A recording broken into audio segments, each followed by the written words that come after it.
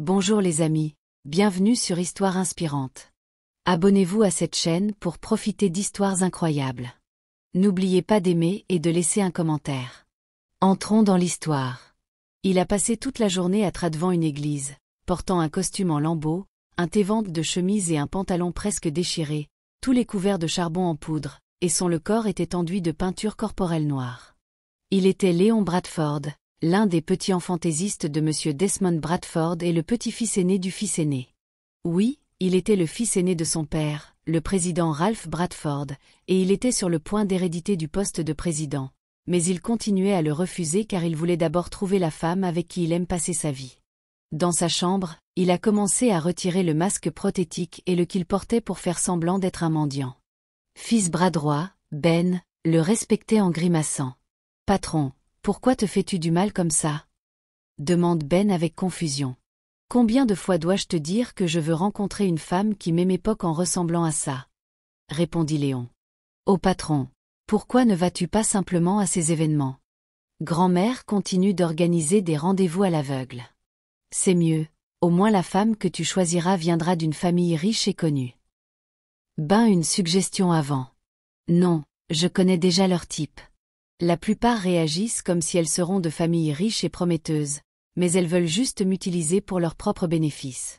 Et puis, il est à celles qui ne demandent que de l'argent, gentilles et timidées au début, mais qui ne s'intéressent qu'à ma fortune, a-t-il à expliquer à Ben. Une fois qu'il est coupé enlevé tout ce qui servait à son déguisement, il se dirige vers la salle de bain pour prendre une douche et se nettoyer correctement. Il se demande encore une fois où il pourrait tradanser le lendemain pour trouver une femme décente qu'il pourrait épouser. La semaine précédente, il avait passé du temps devant une église. Il avait également essayé des endroits très fréquentés comme le marché et le parc, plus de personnes ne lui avaient prêté attention. Il se demande soit si les gens étaient vraiment devenus si méchants qu'aucun ne lui avait donné une somme d'argent importante. La plus grosse somme qu'il aurait reçue en une journée entière c'était $1, malgré le fait que ce sieste-glisse soit bien connu et que de nombreuses personnes riches y priaient ce soir-là. Il a assisté à une grande fête dans un hôtel 5 étoiles. En traversant le hall, il ne put s'empêcher de remarquer une femme riche, élégamment vêtue mais avec une attitude horrible, réprimande un membre du personnel de cet hôtel luxueux. À première vue, le membre du personnel sur lequel on criait n'était pas de rang inférieur. Léon s'approcha nonchalamment, feignant de se tenir près du bureau de la réception, ramassant l'une des brochures qu'il distribuait aux clients de l'hôtel, juste pour écouter la conversation. Il savait que cela pouvait paraître approprié pour quelqu'un de son rang, mais il pensait que c'était bien plus inapproprié ce que faisait cette femme riche. « Alors quoi, vous pouvez payer ma robe, elle coûte plus que votre vie » crie la femme riche. Léon fut choqué par la réponse du membre du personnel. « Qu'avez-vous dit, madame ? Votre robe coûte plus que ma vie. » Les sourcils de la femme se levèrent, et elle pointa du doigt le membre du personnel. « Je suis désolée. Mais je ne permets plus cela. Je suis un directeur ici à l'hôtel, mais peu importe ma position, vous n'avez pas le droit de dire que la vie d'une personne vaut moins qu'un ou que la vie de quelqu'un d'autre. Versez-moi en justice, allez-y ou faites-moi virer, mais aucun tribunal n'acceptera votre raisonnement. » La femme du personnel s'est serrie, amusée et énervée. « Tout ce qui s'est dépassé, c'est que ta robe en était renversée avec un verre. Que lui avez-vous fait, vous l'avez humilié, n'est-ce pas suffisant ? Et maintenant, vous m'humiliez aussi. Très bien. Oui, c'est comme ça que je me rattrape, je préférerais faire ça. Mais dire que votre robe vaut plus que ma vie, c'est un non-sens total. » Elle s'est emportée contre la femme riche. La femme riche est conservée sans voix face à la réponse du directeur de l'hôtel. Elle ne s'attendait pas à une telle réaction. Elle suppose que le personnel de l'hôtel préférerait n'importe quoi pour s'attirer la faveur d'un client. Alors, quand la femme riche lui a tourné le dos, elle a commencé à piquer une crise de colère jusqu'à ce que ses compagnons arrivent et l'entraînent. Léon je ne savais pas pourquoi, mais il ressentait quelque chose pour ce directeur d'hôtel. Après l'agitation, il était sur le point de partir, mais il ne pouvait pas résister à l'envie de revenir poser des questions sur la femme qui venait de se disputer avec l'invité de la fête. « Mademoiselle, puis-je vous demander qui était cette femme qui s'est disputée avec notre invitationnée plus tôt ? » « Oh !» C'était mademoiselle Cassandra. La femme plutôt dut penser que mademoiselle Cassandra serait intimidée, mais madame Cassandra est encore plus féroce lorsqu'elle est poussée. Elle peut être conflictuelle, mais c'est toujours justifié et elle n'a jamais marché sur les d'autres. Elle est vraiment Terrax en grave terre, même si elle vient aussi d'une famille riche. C'est pourquoi, tant que mademoiselle Cassandra est notre manager, nous, les employés de bas niveau de l'hôtel, nous nous sentons en sécurité et la respectons encore plus. Elle déteste voir le personnel subalterne se faire intimider. Elle croit que tout le monde est égal, que vous soyez riche ou pauvre, instruit ou non, a répondu la réceptionniste. Léon hocha simplement la tête à tout ce que la réceptionniste a dit, puis lui demanda de ne pas indiquer qu'il s'était renseigné sur Cassandra, mais qu'il connaît déjà son nom, alors il a immédiatement organisé une enquête sur ses présumés. Il a découvert qu'elle était Cassandra Aldridge, la première enfant de la défunte épouse de M. Lorenzo Aldridge. M. Aldridge s'était remarié avec une femme nommée Doreen et en avait eu 3 autres filles. D'après ce que les sources de Léon étaient rassemblées, Cassandra était souvent laissée de côté par le reste de sa famille. Sa mère était décédée et Cassandra préférait vivre de manière indépendante. Elle n'assistait aux réunions de famille que pour rencontrer ses proches. Sa famille était riche et connue dans la société, et ils avaient une réputation à protéger, même si aucun d'entre eux n'avait surpassé la famille de Léon en matière d'affaires et d'investissement. Pendant longtemps, les aînés de la famille de Léon avaient décidé de lui donner les rêves, car parmi tous leurs PDG, il avait les plus grandes réalisations, donc son grand-père, son père et tous les actionnaires lui faisaient entièrement confiance. Mais Léon avait été occupé à jouer le rôle d'un mendiant tout en recherchant la femme qu'il souhaitait épouser, et maintenant, il pensait l'avoir trouvée. Le seul problème était qu'il avait besoin de la faire tomber amoureuse de lui sans qu'elle sache qui il était vraiment, sinon il ne pourrait pas obtenir son amour. Ce matin-là, excité, l'enfilade à nouveau sa tenue de mendiant et se mit à attendre au même arrêt de bus où Cassandra se tenait habituellement, attendant le bus pour son travail à l'hôtel. Léon a été impressionné par la façon dont elle, malgré ses origines d'une famille riche, était prête à prendre les transports en commun. Il se dixoit sur le côté, la regardant se précipiter vers l'arrêt de bus. Il a essayé de trouver un moyen de retarder le bus ou de la faire rester plus longtemps sur ce banc. Il pria même silencieusement qu'il pleuve pour qu'elle reste un peu plus longtemps et qu'elle la remarque peut-être. Il fut ravi lorsque le ciel s'assombrit, mais dès qu'il commença à pleuvoir, plus de gens arrivèrent, le faisant disparaître dans la foule. Il a commencé à réparer auprès des gens autour. Quelqu'un pourrait-il me donner un peu de nourriture? Il s'approche de l'un de ceux qui se locataient là, espérant obtenir quelque chose. Qu'est-ce que tu fous? Éloigne, toi de moi, tu sens horrible et tu es sale. Pourquoi un sans-abri traîne ici? Lui dit sèchement une femme. Je ne fais rien de mal, je demande juste un peu de monnaie ou de nourriture, a-t-il dit. Je aime, en fiche, va te faire voir, aboya-t-elle à nouveau. Un homme approche et demande ce qui se passe. Est-ce que ce mendiant te dérange? Puis il essaya de donner un coup de pied à Léon. Un autre homme se joignit à eux, comme s'ils allaient se liguer contre lui. Que voulez-vous, hein? Pourquoi causez-vous des ennuis ici? Attrapa fit le soutien-gorge. Et monsieur, que faites-vous? Ce n'est qu'un mendiant, vous allez lui faire du mal. Protesta une femme en tenant fermement le bras de l'homme. Qui es-tu de toute façon? Grogna l'homme. La femme lâcha le bras de l'homme. S'il te harcèle ou te vole, ne viens pas pleurer vers nous, répondit l'homme en agitant la tête. Tous les gens sales ou sans abri ne sont pas mauvais, vous êtes les mauvais ici, rétorqua Cassandra sèchement, révélant qu'elle était prête à défendre quiconque elle croyait être opprimé. Les hommes s'en allèrent, et le bus qu'elle attendait était parti. À ce moment-là, la pluie tombait toujours. Elle avait l'air un peu agacée, mais elle tourna rapidement son attention vers Léon. « Ça va ?» demanda Cassandra doucement. Il hocha la tête, mais se sentit un peu agacé qu'elle l'appelle monsieur. « Je suis Léon, » répondit-il rapidement. Cassandra hocha simplement la tête et sort quelque chose de son sac. « Monsieur, je suis désolée, ce n'est pas que je sois radine mais je n'ai pas d'argent liquide. Tout ce qu'il me reste c'est mon ticket de bus que je ne peux pas toucher avant d'aller au distributeur, je n'ai que mon sandwich pour le déjeuner et mon parapluie. »« Oh, prends le parapluie, mais juste pour que tu saches que je ne te le donne pas en permanence, » dit-elle. Cela a surpris Léon et il réprima un rire devant son sérieux à propos du parapluie. C'était comme si elle était une enfant qui le prêtait mais insistait pour le récupérer. « Je vais juste prendre le sandwich, » dit-il doucement. Il l'attire et elle le lui tendit. « Non, je te prêterai aussi le parapluie, tu seras probablement encore là plus tard. Attends-moi ici, Je redescendrai au même arrêt vers 19 heures. Reste ici, je reviendrai chercher mon parapluie. Puis je t'en achèterai un autre et te donnerai de l'argent pour que tu puisses acheter de la nourriture, dit-elle. Il voulait vraiment rire, mais au lieu de cela, il agissait timidement, l'air pitoyable. « Oh, tu penses que je mens ?»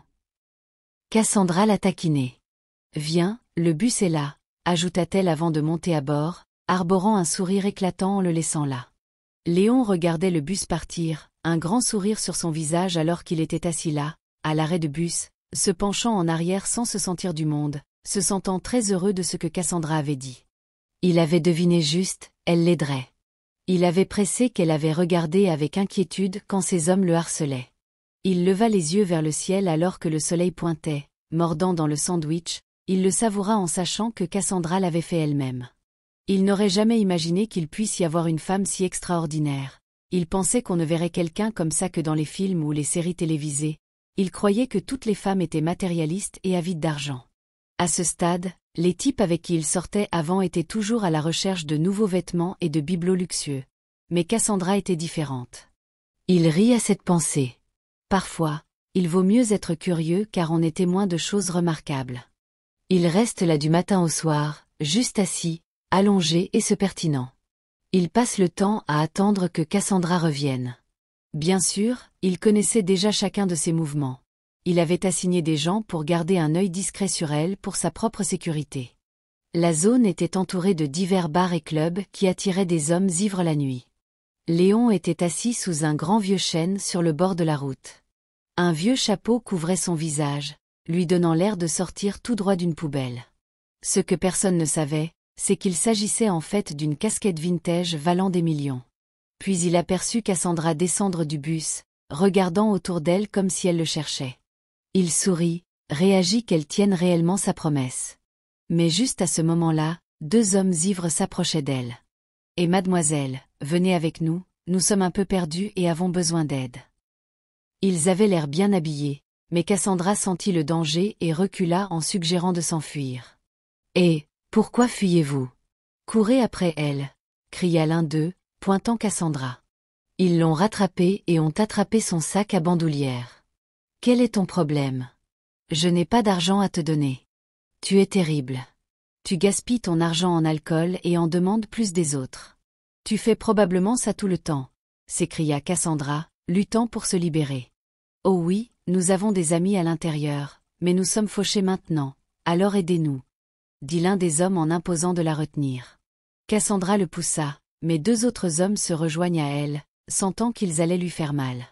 Léon décision de ne pas hésiter, mais il comprit aussi que cela pourrait être bénéfique s'il voyait qu'il se faisait tabasser en la protégeant. Cassandra réussit à frapper un homme, mais un autre l'a frappé dans le dos. Ils commencèrent alors à se liguer contre Léon aussi. « Vous êtes des imbéciles, vous êtes pires que des animaux !»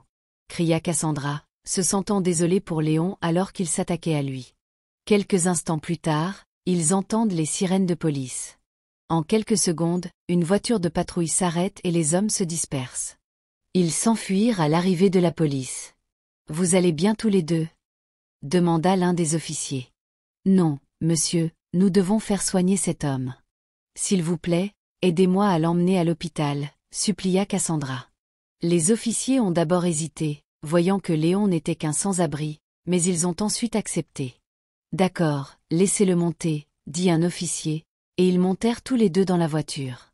Cassandra soutenait Léon tout le temps, et après que ses blessures subies ont été soignées et que le médecin ait prescrit des médicaments, ils quittèrent l'hôpital.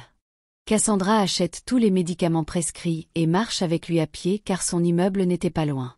Léon se sentait gêné de se gratter l'arrière de la tête lorsque son estomac grogna. Il avait oublié de manger en accompagnant Cassandra. « Je suis désolé, à cause de moi tu as été blessé. Ta vie est déjà si dure et maintenant tu as des ennuis juste en imposant de m'aider, » dit doucement Cassandra. « Non, je vais bien, ne t'inquiète pas pour moi, » répondit Léon.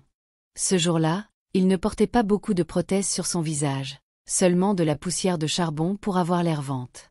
Il était sur le point de partir quand il se souvint du parapluie que Cassandra lui avait prêté. Il le lui rendit alors qu'elle se tenait près de la cage d'escalier menant à son appartement au 5e étage. « Oh oui ton parapluie, dit-il en faisant semblant de bégayer. Oh, tu t'es souvenu de mon parapluie, dit-elle, souriante. Il se tourne pour partir, mais elle l'arrête. Monsieur, appelait-elle. Léon se sent heureux. Elle ne s'adressera plus à lui comme monsieur. Il la regarda en silence. Elle s'approche de lui et attrapa son poignet, le tirant. Il la laisse le tirer et elle se mit à courir. Il doit alors courir aussi dans les escaliers. Tu n'as pas d'ascenseur ici, exigera-t-il en haletant. Il n'avait jamais imaginé que son appartement était au 5e étage. Il n'était pas habitué à monter les escaliers. Sa propre maison avait 5 étages, mais elle avait à la fois un ascenseur privé et un escalator, donc il ne se serait jamais essoufflé comme cela.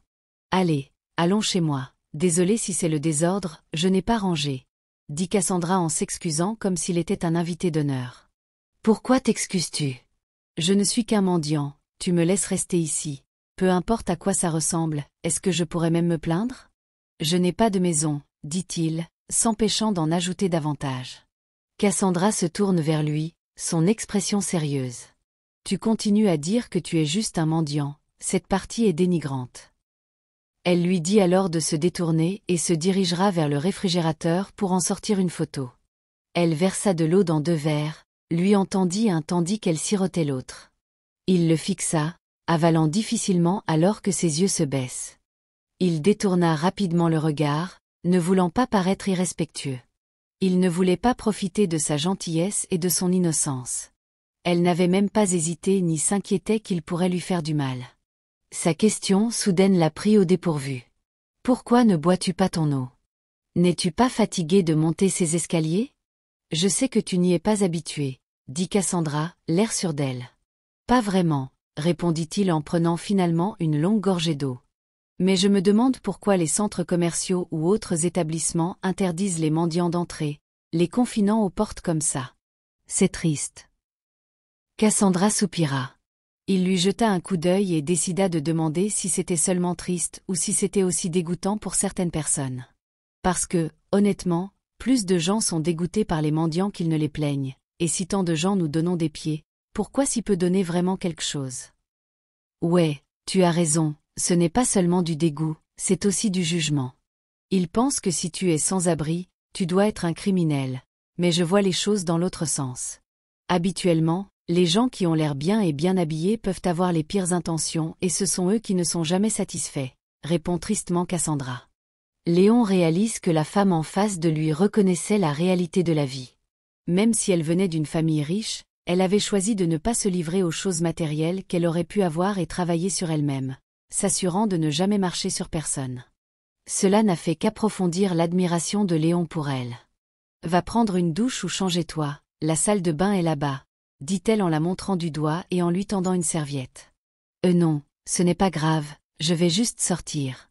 Quelqu'un pourrait me voir ici, tu sais comment sont les gens, ils vont bavarder et ensuite ils te jugeront. » « Je ne veux pas que ça arrive, » dit Léon avec hésitation. « Ne t'inquiète pas, personne ne peut nous entendre ici, les murs sont plutôt bien scellés.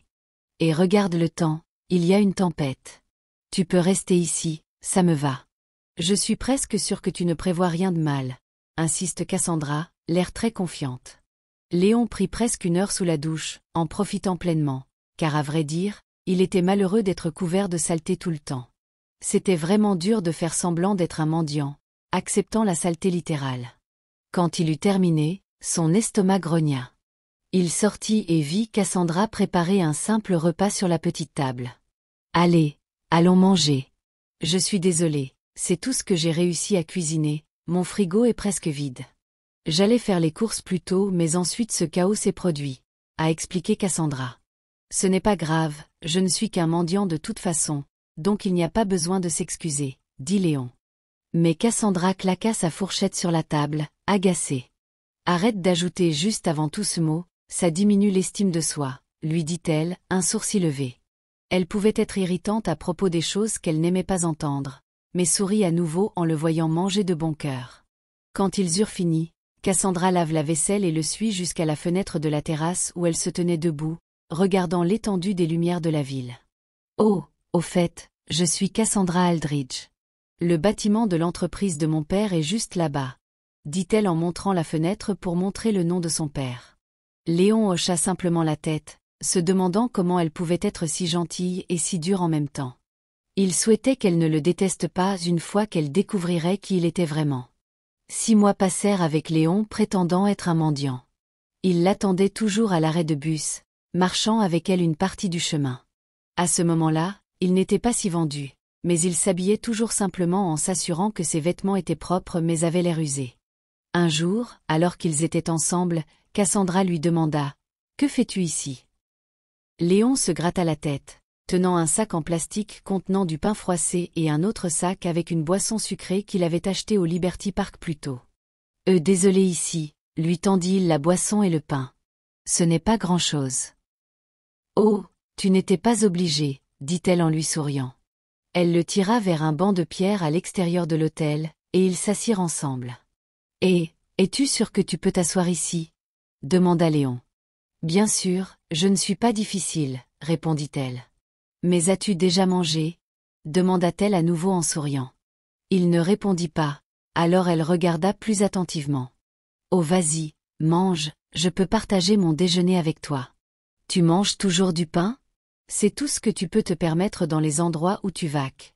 demanda innocemment Cassandra. Il a répondu avec une question taquine. « Pourquoi vas-tu m'empêcher de fournisseur ? » « Ne sois pas stupide, pourquoi ferais-je ça ?» Cassandra rit. Elle était amusante à côtoyer et sans prétention, ce qui permet à leur amitié de s'épanouir. Bien que Léon ne fût à ses yeux qu'un mendiant, il l'attendait souvent devant l'hôtel, la saluant à son arrivée et la raccompagnant à mi-chemin chez elle. Il savait que beaucoup étaient perplexes quant à la raison pour laquelle Cassandra passait du temps avec lui, mais quelque chose qui le contrariait était la façon dont ses collègues la traitaient parfois.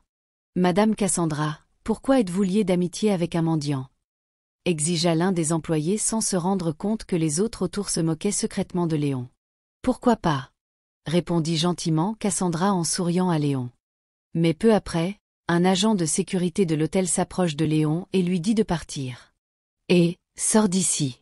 Les mendiants ne sont pas autorisés à entrer, » gronda le garde. « J'attends juste quelqu'un, je ne causerai pas d'ennui, » répondit Léon calmement. Mais le garde l'a encore poussé. « Non, sortez ou vous pourriez effrayer nos invités, » aboya une autre garde. « Qu'est-ce que vous faites ?» exigea Léon, espérant toujours qu'il le laisserait tranquille. Mais les 2 gardes agissent de manière agressive, le poussant, et l'un d'eux sort une arme à feu. « Et garde, que pensez-vous faire ? Pourquoi pointez-vous une arme sur lui ?» s'écria Cassandra en courant vers eux. Elle force le garde à baisser son arme. « Madame, il ne partira pas, il cause une scène, » se plaint un garde. « Fermez-la, oui, j'ai vu ce qui s'est passé. Est-ce mal pour lui d'attendre ici dans le hall ou même juste à côté de la porte ? Je ne supporte pas ce genre de discrimination. Enseigne-t-il cela quelque part ? Parce que je le vois souvent, » rétorqua Cassandra. Elle se précipita vers Léon pour l'aider à se relever. « À partir de maintenant, je ne veux plus rien voir de tel, » dit-elle. « Il n'y a pas de politique d'hôtel qui interdise les gens comme lui, compris ? Sommes-nous clairs ? » elle exigea. « Mais madame, qu'en est-il de nos clients de l'hôtel ?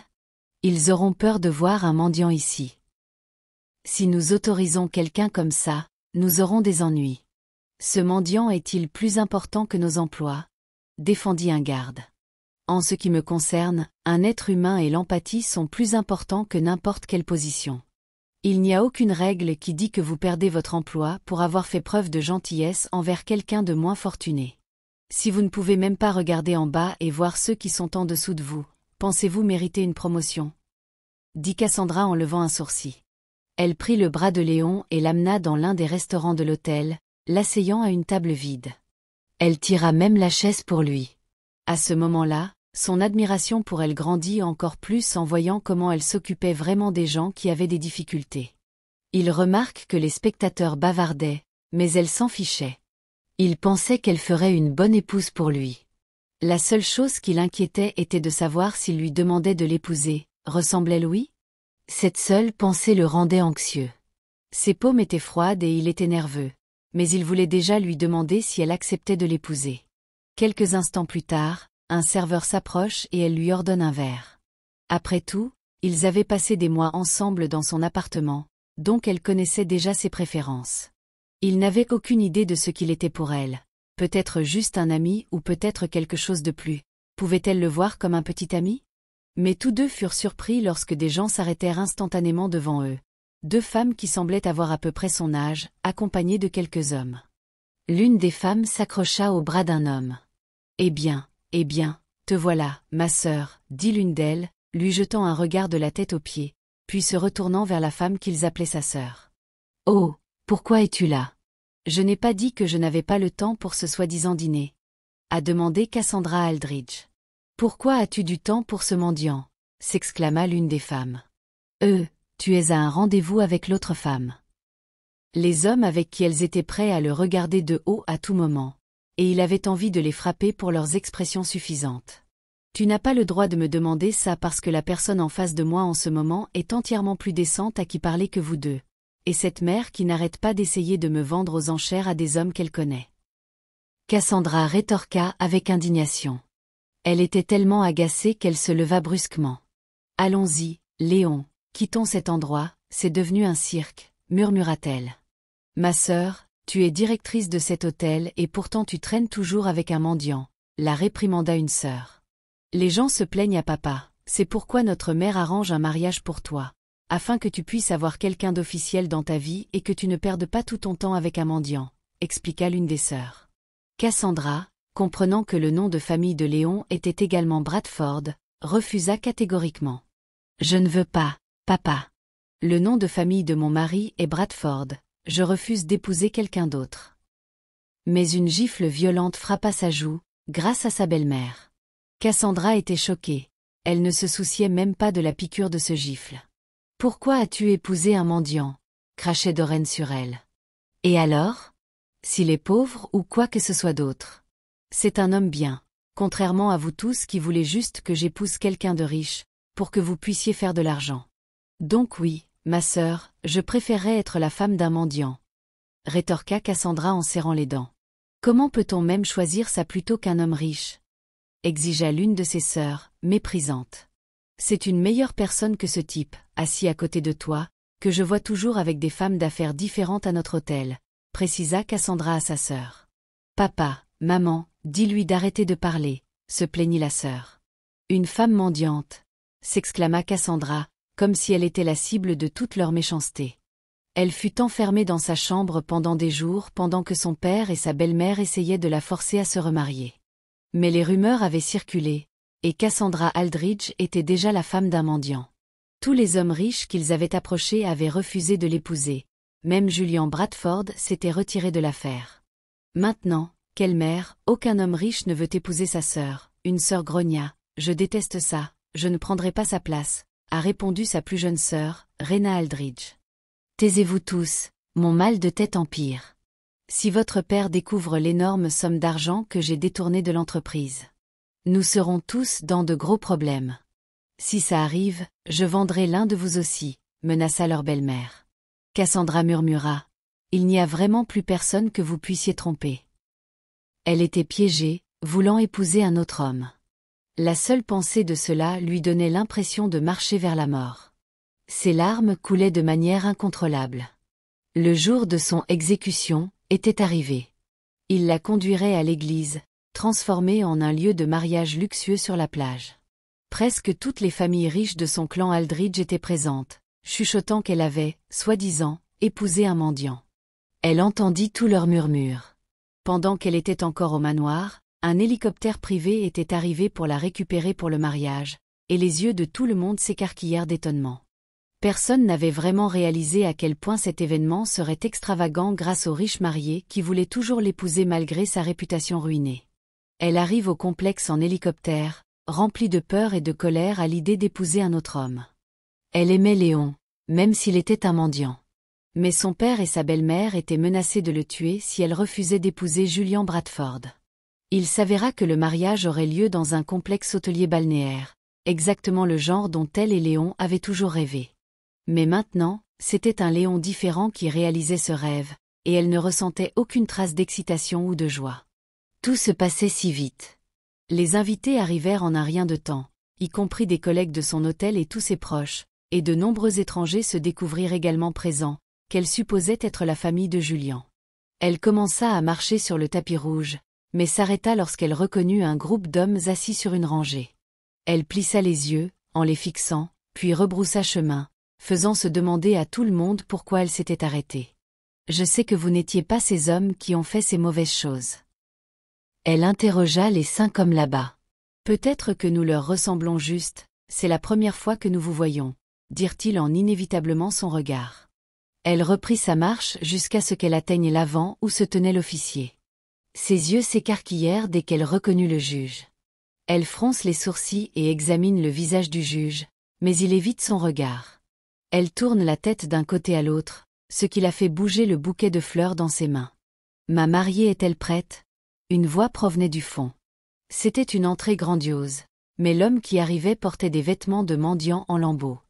Tout le monde se retourne pour voir qui avait parlé. Le père de Cassandra le reconnut et tenta de se lever pour le confronter, mais les propres gardes du corps de Léon le tinrent à distance. « Quelle est la signification de ce mendiant ? Êtes-vous ici pour empêcher le mariage de ma fille ?» demanda son père. « Papa, pourquoi es-tu là ?» s'écria Cassandra. « Éloigne-toi de ce mendiant, » ordonna-t-il. « Tu as eu le culot d'épouser ma fille comme ça. »« Papa, nous sommes déjà mariés, » dit Cassandra. « Nous sommes ensemble depuis un moment en tant que mari et femme. »« Ça suffit, » lance M. Aldridge en faisant signe à ses hommes. Ils se précipitèrent, pointant des armes sur Léon. « Non, je vais juste venir avec toi. »« Ne fais pas de mal à mon mari, » supplie Cassandra. M. Aldridge la traîna brutalement sans laisser Léon parler. « Cassandra, attends-moi, je viendrai te chercher. » Léon cria en courant après le véhicule. Il appelle immédiatement ses propres hommes et leur ordonna de suivre la voiture de M. Aldridge à l'insu de Cassandra. Léon avait certains de ses hommes stationnés à proximité. Le père de Cassandra l'emmena dans son manoir, et elle pleura tout le temps, ne voulant pas être séparée de Léon, son mari. Elle supplia son père de ne pas tuer ou bénir Léon. « Papa, s'il te plaît, ne fais pas de mal à Léon. Il ne peut pas te combattre, c'est juste un homme simple. Ne fais pas ça, » sanglota-t-elle à M. Aldridge et tous ceux qui étaient là. Sa belle-mère, Doreen Aldridge, était présente, tout comme ses demi-sœurs et leurs petits amis. « Tu dois épouser Julian Bradford, » déclare son père. « Bradford » répéta-t-elle, se souvenant que le nom de famille de Léon était aussi Bradford. « Je refuse d'épouser quelqu'un d'autre. » Mais une gifle violente lui fut infligée par sa belle-mère. Cassandra était choquée, ne se souciant même pas du coup. « Pourquoi as-tu épousé un mendiant ?» cracha Doreen.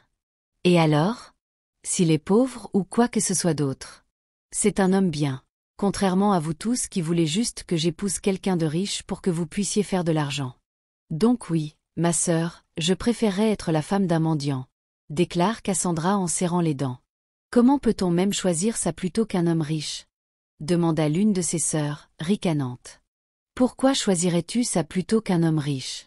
Il est une meilleure personne que ce type assis à côté de toi qui sort toujours avec des dates différentes à l'hôtel, » rétorqua Cassandra à sa sœur. « Papa, maman, dis-lui d'arrêter de parler, » s'écria la sœur. « Une femme mendiante ?»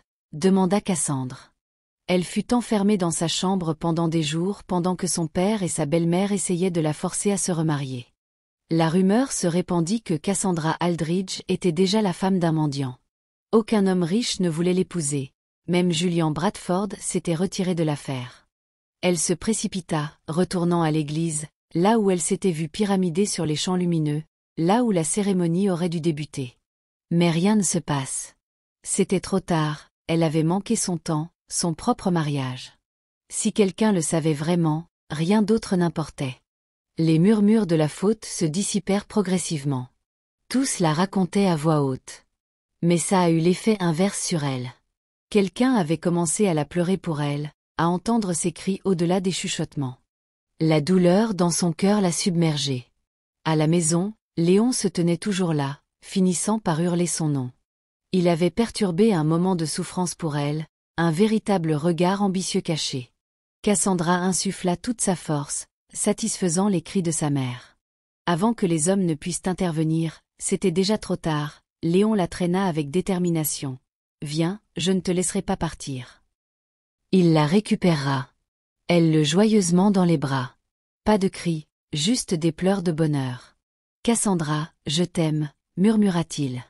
Elle avait toujours rêvé d'être entourée d'une telle grâce, et elle prenait un risque de plus dans sa vie. Elle gira si fort qu'y résister était impossible, elle alors se leva. Je vais te retrouver, quel que soit le prix. Je ne veux pas que tu souffres à cause de toutes ces menaces. Elle se leva de nouveau. Cette fois, elle ne se débattait pas, elle se retenait à son soutien-gorge. Je vais me battre avec tout. Léon redoutait des reproches qui pourraient provoquer du chagrin suite à ses amis, mais Léon respectait ce qu'il ressentait. Elle la remet en place auprès de lui. Ne t'énerve pas pour moi. Je ne te dérangerai pas. Cassandra a forcé un pas. Elle n'y croyait pas, même si son cœur était intact, il avait tout pour lui, Nat lui parla de bon cœur. Mais ils étaient là tous les deux, serrant un objectif. Elle revint dans le virage, le cœur serré au fond d'elle, se noyant dans la lumière de bonheur, oubliant sa place de femme. En revenant, elle reste avec détermination jusqu'à l'endroit où elle s'était envolée. Elle se tient au courant, détermine à ne pas abandonner la situation. Elle avait des attentes qui elle online, mais chaque fois qu'elle retournait devant sa vie, elle suffoquait en pensant à Léon et au contexte dans lequel elle l'aura. Ainsi, leur amour est devenu dépassé, forçant les fausses failles jusqu'à se faire tirer pour retrouver ce qu'ils avaient. Et alors, se tenant, ils se fixèrent. Léon lui déclare « Je ferai tout ce qu'il faut, et même si la vie ne nous préservera pas, je ne t'abandonnerai jamais. » Le groupe de Léon était là tous ensemble, tous se tournant pour préparer un sourire, des gestes aimables. Tous bien, se serrant fort en leurs mains, que Léon affirma « Je vais me battre tant que nécessaire. » Ses chaînes ruinées de l'humiliation valident au fond de lui. Et pour elle, son esprit n'avait jamais tant pleuré, mais sa lucidité était forte. Il comprenait chacun l'engagement, un pari de responsabilité, capable de faire prouesse devant le monde entier. Un Sud bien reconnaissant se tenait sur leur chemin où ils donnaient leur cœur, traçant tous leurs espoirs à travers Lyon en jouant au bazar de lumière dispersée. Mon cœur n'attendra pas, mais je serai ta femme peu importe ce qu'il arrivera dans cette vie. Il s'aimait maintenant de toute sa vivacité, il l'aimait intensément. Et pendant qu'ils s'étaient squattés loin enfin, leurs voix se fondaient en un seul nuage de douceur. Ils pensaient que nous étions déchus, murmura Léon, mais nous avons des cœurs qui battent ensemble. La fin. J'espère que vous avez apprécié cette histoire incroyable. Si oui, laissez un commentaire ci-dessous jusqu'à ce que nous nous rencontrions à nouveau.